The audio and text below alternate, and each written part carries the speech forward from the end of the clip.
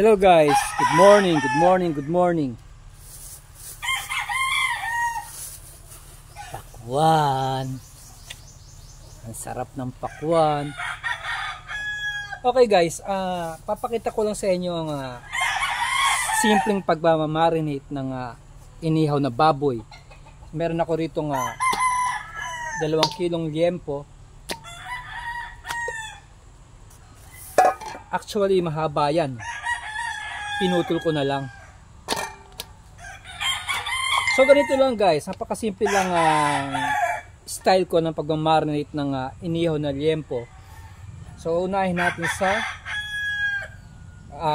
hugas na po siya, malinis na siya at yung aking kamay. So maglalagay tayo ng bawang, sibuyas, syempre maraming kalamansi or lemon. So pigay natin siya, kasama na rin yung balat.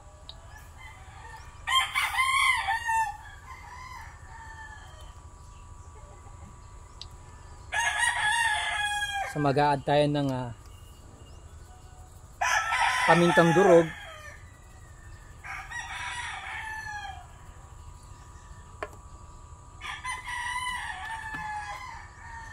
light soy sauce,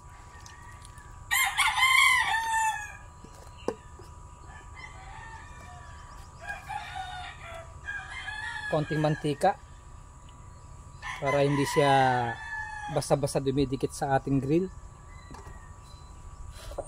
Siyempre hindi ito mawawala ang suka.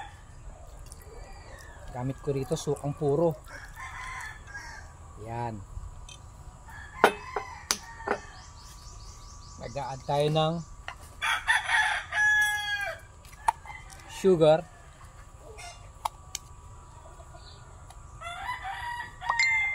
at tamis anghang banana ketchup.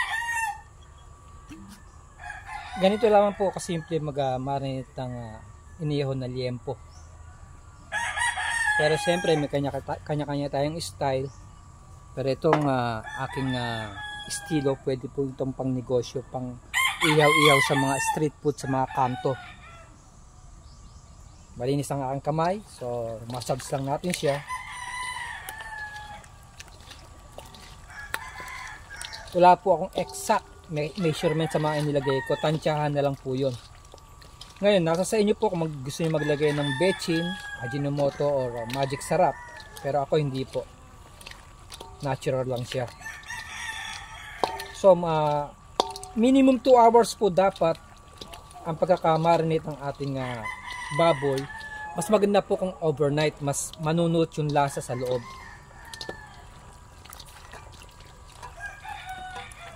Yan. Tapos sa transfer ko na lang to sa pinakamaliit na lalagyan. At mamaya, go after 2 to 3 hours, iihaw ko na siya para sa aming pananghalian. Or maybe, pulutan.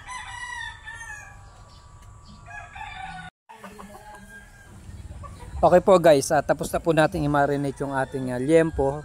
Punta naman tayo sa ating inihaw na bangos. So pinalinis ko na rin po ito sa palengke, pero meron pa po siyang kaliskis.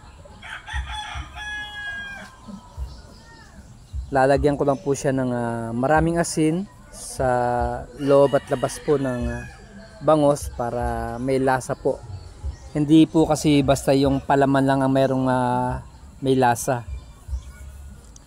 So ayan, kailangan i-massage lang natin na maayos yung ating bangos ng asin. Ngayon naman ipapakita ko sa inyo yung ating ipapalaman sa loob ng bangos. Meron po siyang kamatis, luya, bawang, sibuyas. Tapos lalagyan lang po natin ng konting asin. Ngayon, nasa sa inyo po kung gusto nyo maglagay ng sili. Pero sa akin po, hindi po ako maglalagay ng sili gawa ng may mga bata po na kasalong kakain. So, naglagay na rin ako ng pamintang durog. Wait lang po. Yan. Mag-a-add din tayo ng konting kalamansi. Tapos mix na natin siya at ready na po itong ipalaman sa bangos.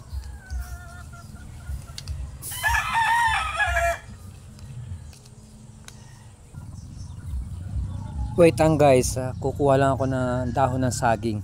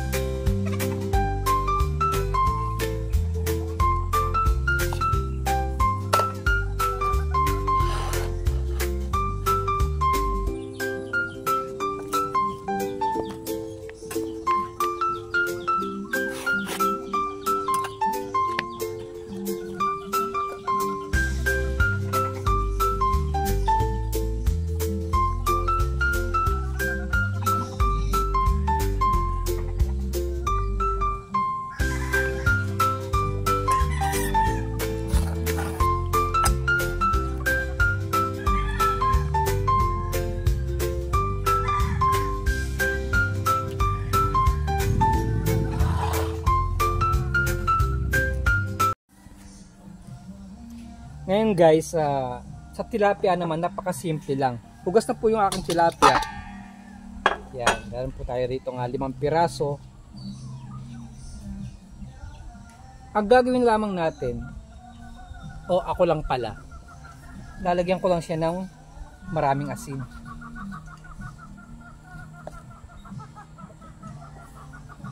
Paminta, pamintang durog, marami rin. At suka, sukang puro. Yan. Huwag niyo po siyang kakaliskisan para hindi po dumikit sa grill o sa bakal yung kanyang skin. Once maluto naman yan, yun ang magiging protection niya sa ating ihawan. So i-massage lang natin siya. Ngayon nasa sa inyo po kung gusto niya mag-add ng bawang. Pero sa akin simple lamang, nakita nyo tatlong ingredients lang. Asin, suka, paminta. Okay na po yun. Unahin muna natin yung hotdog guys. Dahil once na inuna natin yung isda, tsaka yung liempo, lalasa po siya sa hotdog. Kaya unahin natin itong hotdog, tapos magpo-proceed na tayo sa ating inihaw na bangos at tilapia.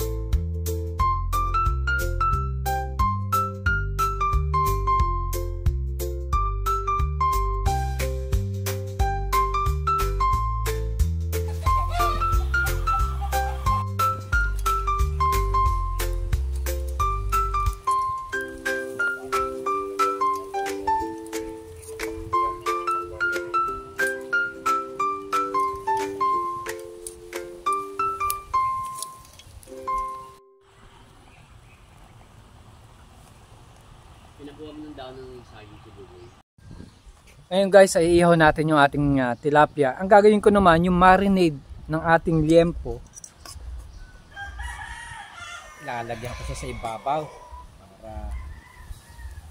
para meron naman siyang lasa-lasa. Kasi minarinate lang natin siya ng asin, suka at paminta. Ayan, nalagyan natin yung marinade ng ating liempo. At ganoon din ang gagawin natin sa kabila once na binaligtad na natin siya. Yummy!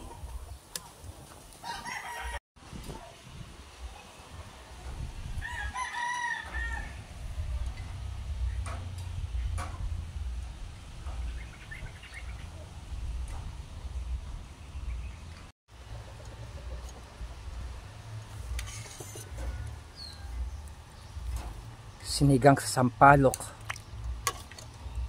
napakpak ng manok. Sarap nito guys.